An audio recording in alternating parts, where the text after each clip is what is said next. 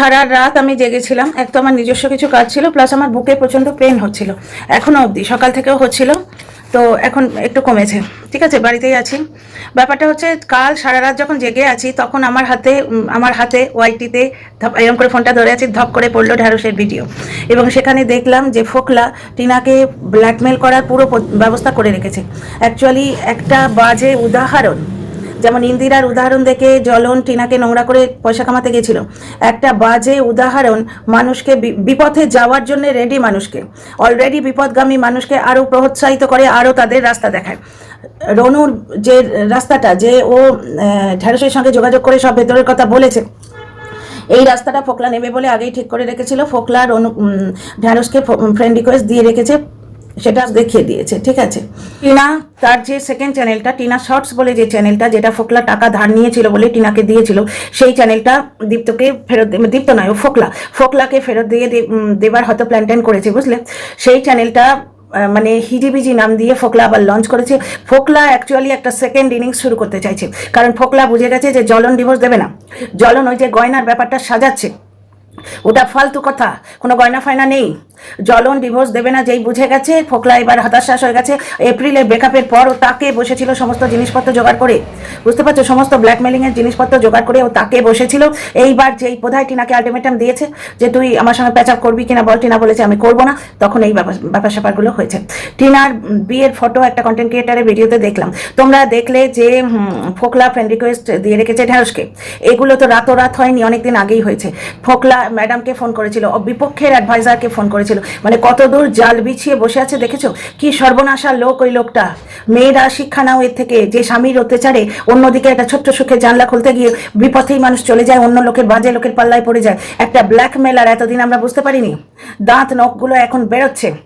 ও তার মানে ভেতর ভেতর টিনাকে অনেক দিন থেকে ব্ল্যাকমেল করছিল। টিনা বোধহয় টাকা পয়সা দিয়ে বা কিছু দিয়ে মুখটা বন্ধ করে রেখেছিল, এখন আর ও মানে মানছে না, এখন ভেতর ভেতর সবাইকে সবকিছু সাপ্লাই করে বেড়াচ্ছে, বুঝতে পারছো। হিজিবিজি চ্যানেল খুলে তাতে কিছু ফটো টটো দিয়েছে, কিন্তু আমার যতদূর ধারণা ছিল সেই চ্যানেলটা টিনা প্রাইভেট করে রেখেছিল, কারণ ওই চ্যানেলের ইমেল আইডি কিন্তু ফোকলার নামে। সুতরাং ওই চ্যানেল খোলা বা বন্ধ করা সম্পূর্ণ ফোকলা করতেই পারে। এইবার একটা চ্যানেলকে ওই কি বলে ওটাকে, পাশার কি না কি বলে একটা, এইটা দিয়ে এরকম থাম ইমপ্রেশন বা এরকম ফিঙ্গার ইমপ্রেশন দিয়ে বন্ধ করা যায়। এগুলো একটু পড়াশোনা করে একটু জানতে হয়। কি জানো তো, ডাক্তারি পাশ করে এলাম, ধরো একটা এক্সাম্পল দিচ্ছি, ডাক্তারি পাশ করে এলাম, মেডিকেলে বইগুলো পড়ে, ম্যাটেরিয়া মেডিকা পড়ে, কিন্তু তারপরও লোকে আপ টু ডেট থাকে, কারণ কত নতুন নতুন রিসার্চ হচ্ছে, বই পড়তে হয় ওই রিলেটেড।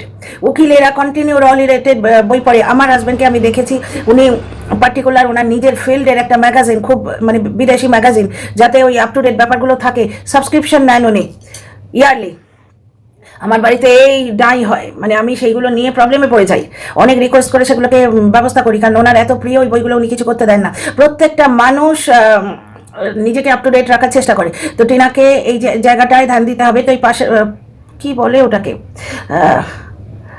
পাসার কি বা এই ধরনের কিছু একটা বলে, যেটাতে থাম ইমপ্রেশন দেওয়া যায়, এইটা করে রাখলে ফোকলা কিন্তু খুলতে পারতো না। কারণ ফোকলার ওই চ্যানেলটা, হিজিবিজি চ্যানেলটা অ্যাকচুয়ালি টিনা শর্টস চ্যানেল, ওই চ্যানেলটায় টিনা কি মানে প্রাইভেট করে রেখেছিল চ্যানেলটা, তারপরে ওটা ফেরত দিয়ে দিয়েছে হয়তো, বুঝতে পারছো, হয়তো ফেরত দিয়ে দিয়েছে, ও ওপেন করে কিছু ভিডিও ফটো ছেড়েছে।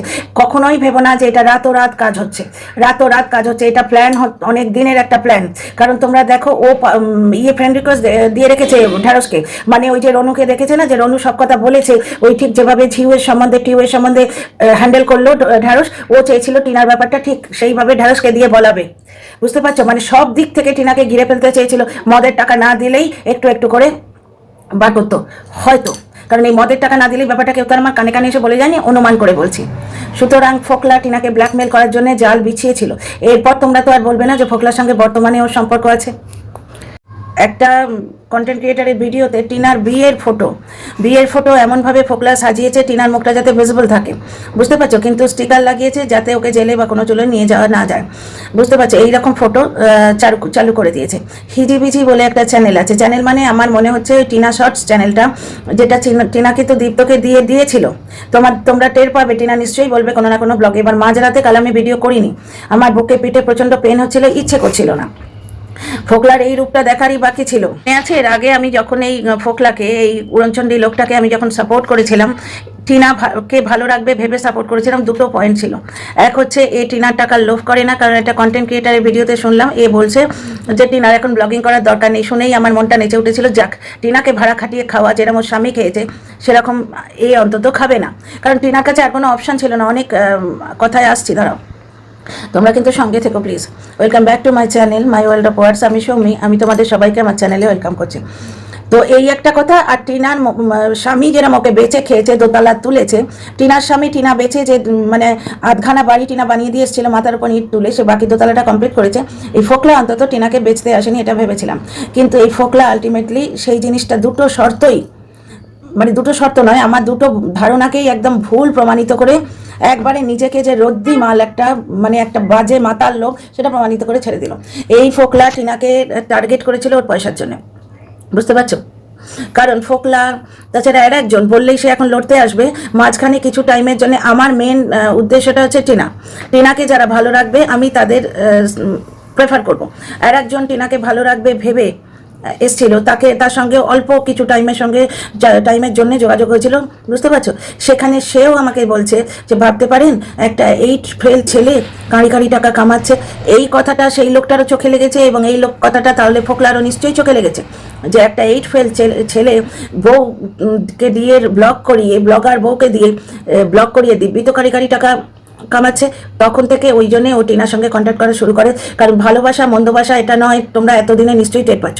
আচ্ছা ডিয়ার ফ্রেন্ডস, এবার টিনার সাইডটা আমি ক্লিয়ার করবো। দেখো ডিয়ার ফ্রেন্ডস, টিনার জীবনে ছন্দপতন হয়েছিল, ঠিক আছে? দাদার বিয়ের যখন কথাবার্তা হচ্ছে, টিনার বিয়ের আগের চ্যানেলটা মিত্র চ্যানেলটাতে জ্বলন পয়সা কামিয়েছিল, ওটাকে কন্ট্যাক্ট করে টিনার দাদার যে বউ দেখতে যাওয়ার পাকা কথা দেওয়ার দিনটা। তারপরেই এই অঘটনটা ঘটে গেছে। ওকে এমন মার মেরেছে, সেই মারের দাগ ওর গায়ে আছে, যার জন্য জ্বলন বলা সত্ত্বেও ওই দুটো ভিডিও ছাড়তে পারে না। কারণ ও যতই বলুক যে ভিডিও আমি কোর্টে দেবো, কল রেকর্ড এবং ভিডিও কোর্টে কোনো কাজে আসে না, আমার যত ধারণা ওগুলো ও ছাড়তে পারে না, কারণ টিনাকে বিভৎস মেরেছিল। টিনার গায়ে প্রচণ্ড ব্যথা ছিল, সেই জন্যে ও ওই দুটো ছাড়তে পারে না, ওই ভিডিও দুটো ছাড়তে পারে না। এবং টিনার বুকে কালশিটে পড়ে গেছিল মারের চোটে। এটা টিনার বাবার কণ্ঠস্বর থেকে আমরা জানতে পারছি। টিনা ব্লগে আছে ভিডিও, তোমরা যারা দেখতে চাও গিয়ে দেখে নিতে পারো। টিনার বাবা বলছে, আমি টিনা মাকে তো তখন ওরা ধরে আছে সংসার ভাঙবে না, ফেরত যাবে টিনা, যে টিনা মাকে তো আমি এমনি যেতে দেবো না, ওকে একটু চিকিৎসা করাবো। জ্বলনের বাবা জিজ্ঞেস করছে কেন চিকিৎসা করাবে কেন? তখন টিনার বাবা বলছেন যে পশুর মতো হাত চলিয়েছে, বুকে কালশিটে পড়ে গেছে, বুকে পিঠে দমাদম মেরেছে, কথাগুলো আছে। আচ্ছা এইবার যখন ছন্দপতন হলো, ওর মা ওকে বার করে নিয়ে আসতে বাধ্য হলো, নাহলে এমন কাণ্ড করছিল পুড়িয়ে দেবে মেরে দেবে এরকম বলছিল। টিনা ব্লগে আছে দেখো, ডিজিটাল প্রুফ দিয়ে বলছি। নিজেদের ওই জায়গাটায় বসাও, একটা অজপাড়া গায়ের জায়গা, যেখানে দুটো মানুষ বাড়িতে আছে, দুজনেই ওর জানকে পিয়াসি অ্যাকর্ডিং টু টিনা ব্লগ, এবং গ্রিলে তালা দেওয়া আছে অ্যাকর্ডিং টু পাল্টি পিসো, এটাও টিনা ব্লগে পাবে তোমরা। আচ্ছা এইবার এই অবস্থায় মেয়েটা ভয় পেয়ে মাকে ডেকেছে, মা অনেক ঝামেলার পর ওদের বার করে এনেছে। মেয়েটাকে মা দাদা নিয়ে এসে ওরা তাহিরপুর থানায় গেছে বাচ্চাটার জন্য। এই হচ্ছে কনসেন্স, এই হচ্ছে পুরো ব্যাপারটা সিচুয়েশন। এইবার এখন একটা জিনিস বলো তো, এই ঘটনাটা টিনার দাদার বিয়ের আগে হয়েছিল? টিনার দাদার কি এত প্রয়োজন পড়েছিল তার বিয়ের সময় টিনাকে বাড়ি থেকে বার করে দেওয়ার?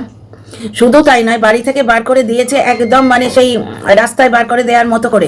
কোনো এদের এত আত্মীয় স্বজন, লতায় পাতায় এরা সম্পর্ক রেখে চলে, কোনো আত্মীয় বাড়িতে একটু ব্যবস্থা করে দেয়নি মেয়েটাকে, বুঝতে পারছো? তার মানে ফোকলা ঠিক বলছিল যে টিনার বাবা মা দাদার কথায় মেয়েটাকে বার করে দিয়েছে। বাবা মা 2 সন্তান, দাদা একা নয়, ঠিক আছে? এক সন্তানের জন্য আরেক সন্তানের বিয়েটাকে পণ্ড করা যায় না, আত্মীয় স্বজন আসবে, কথা হবে, সব ঠিক আছে।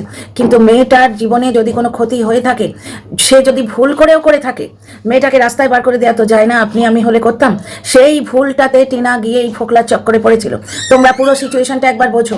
রাস্তায় বার করে ছেড়ে দিয়েছে, টিনার বাবা মা হাত ধুয়ে করে নিয়েছে। তারপরে যখন টিনার মনিটাইজেশন হয়ে গেছে, পয়সা পাবার আশা হয়েছে, টিনার মা আবার ডেকে এনেছে। অত্যন্ত লোভ টিনার মায়ের তরফ থেকে আমি কিন্তু দেখতে পাচ্ছি ইদানিং। আর টিনার দাদা কথায় কথায় গায়ে হাত তোলে, তার প্রমাণ আমি ব্লগ থেকে দিচ্ছি। হয়তো টিনার চোখের এইখানটা ফুলে আছে, দেখেছো? টিনার চোখের ঠিক এই জায়গাটা ফুলে আছে, মানে এইরকম করে থাপ্পড় মারলে গোদা হাতির মতো হাতে এইখানটা নরম, মেয়েটার মুখটা গালটা এরকম ফুলে যায়। এখন তো ও কোনো অন্যায় করছে না, তাহলে মেরেছে কেন টাকা?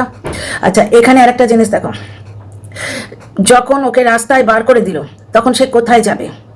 যদি ফোকলাকে বলে যে ফোকলা আমায় বাড়ি নিয়ে চল বা আমার একটা ব্যবস্থা কর, কি পরিচয়ে যাবে? হ্যাঁ, কি পরিচয় যাবে?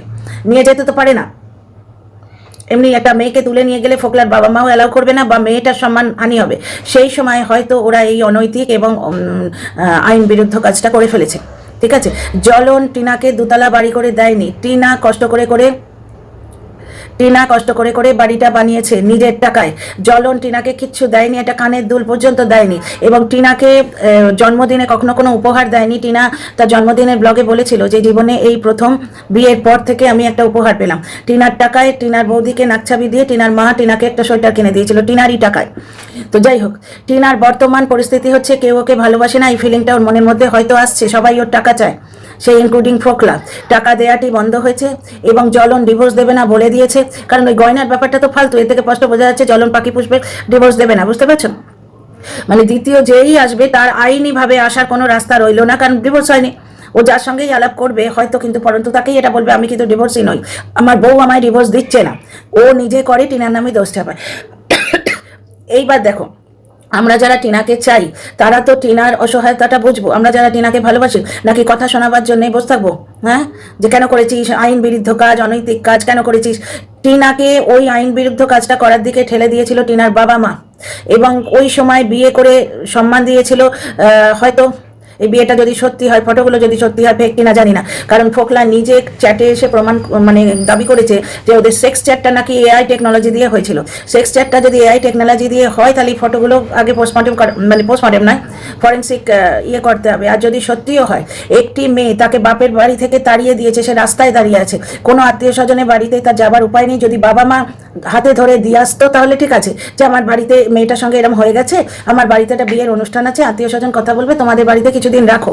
মা বাবা তো এইরকম করে, কোথাও না কোথাও এটা ব্যবস্থা তো করে দেয়, নয়তো এই যে বারেলি বালি পিসি টিনার, এই যে বরেলি বালি, আহমেদাবাদ বালি, তারপরে তোমার এই ইউপি বালি, দিল্লি বালি, এক পিসি আছে কোথাও থাকে এই ইউপি দিল্লি বেল্টে আর কি, যেখানে টিনার ঠাকুমা থাকে আর কি, সেইখানে কোথাও একটা পাঠিয়ে দিতে পারতো টিনাকে, মানে বাবা মা চাইলে।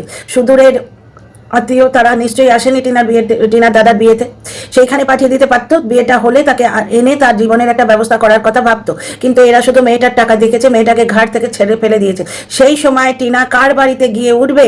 রক্ষিতার পরিচয়, কি পরিচয়ে উঠবে? সেই সময় ও যদি এইরকম একটা ভুল কাজ, অনৈতিক কাজ এবং আইন বিরুদ্ধ কাজ করে থাকে, তাহলে আমার মনে হচ্ছে এটাই তার কারণ। বুঝতে পারছো, এক এক সময় মানুষের কোনো উপায় থাকে না, অনেক সময় মানুষের উপায় থাকে না। এই উপায় নিরুপায় অবস্থার দিকে ঠেলে দিয়েছে টিনার মাথায় সিঁদুর দেওয়া স্বামী এবং টিনার বাবা মা যারা তাকে জন্ম দিয়েছে। আর এই ফোকলাটি একটি পাষণ্ড অর্থপিশাচ লোক, ও তাক বুঝে বসেছিল যে ব্রেকআপের পর একটা ভাবমূর্তি এমন বানিয়েছিল, যার জন্য আমি ওকে প্রেজ করেছিলাম যে দেখো ব্রেকআপ হয়ে গেছে, টিনাকে ব্ল্যাকমেল করছে না। ও অ্যাকচুয়ালি তাকে বসেছিল ঝোপ বুঝে কোপ মারবে। টিনার ভিউজ কমছে, বুঝতে পারছো, এই সময় টিনার ব্লগিং একেবারে খতম করা দেওয়ার জন্য ও ভার্চুয়ালি এই ফটোগুলো বার করলো, মানে একেবারে খতম করে দেওয়ার প্ল্যান করেছে টিনাকে, যাতে ওর ব্লগিং আর না চলে, ওর ওই আর্নিং এর জায়গাটা খতম করে দেবে। তার মানে ঢ্যাঁড়স যে কথাগুলো বলতো সেগুলো সত্যি, তার মানে ফোকলা ওকে সত্যিই বিয়ে করেছে। এবার বিয়ে করে বাড়ি নিয়ে গেছিল, কারণ এছাড়া টিনার আর কোনো উপায় ছিল না। যাই হোক, ওই ফটোর ব্যাপারটা পরে দেখা যাবে, ওটা সত্যি কি মিথ্যে ওটা জাজ হবে। কিন্তু ব্যাপারটা হচ্ছে টিনার কি আর কোনো উপায় ছিল? তোমরা নিজেকে টিনার জায়গায় একটু রেখে দেখো। এই বিপদের জন্য দায়ী হচ্ছে টিনার হাজব্যান্ড, যে ওকে ভার্চুয়ালি কিচ্ছু দেয়নি, মানে একটুখানি স্বামীর সঙ্গে থাকা এইটুকু পর্যন্ত দেয়নি।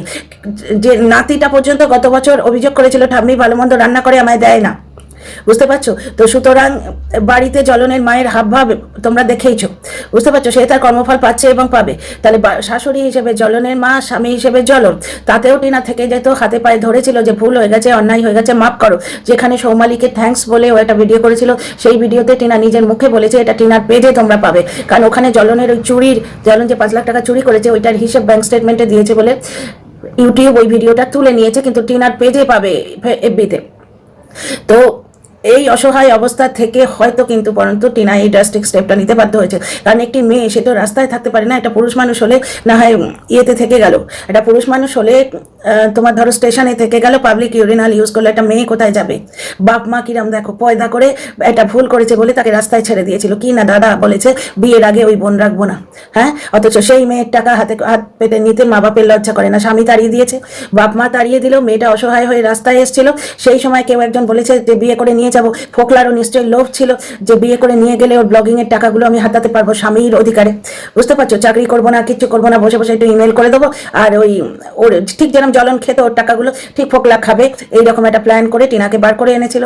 টিনা ওর হাত ধরে বেরোয়নি, জ্বলন বার করে দিতেও চলে আসতে বাধ্য হয়েছিল। এই সিচুয়েশনটাকে আমার মতো করে আমি তোমাদের এক্সপ্লেন করলাম। তোমাদের অমূল্য মতামত দিও, আর ভালো লাগলে সাবস্ক্রাইব করে পাশে থেকো।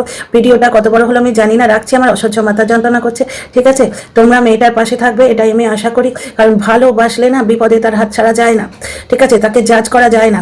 বাইরে থেকে অনৈতিক কাজ করেছিস, ভুল কাজ করেছিস, সম্পূর্ণ একটা সুস্থ স্বাভাবিক পরিবেশে বসে আঙুল তোলা খুব সোজা, কিন্তু যখন সম্পূর্ণ অসহায় অবস্থায় একটা মেয়ে একা রাস্তায় দাঁড়িয়ে থাকে এবং সবাই তাকে বলে তোর ভুল তোর ভুল তোর ভুলে আজ এই অবস্থা, সে বলছে আমার ভুল হয়েছে আমায় মাফ করো, কিন্তু তাকে একা রাস্তায় বার করে দিয়েছিল ওইরকম একটা সুন্দরী যুবতী, একদম পূর্ণ যৌবনা, ঠিক 24 বছরের একটি মেয়ে।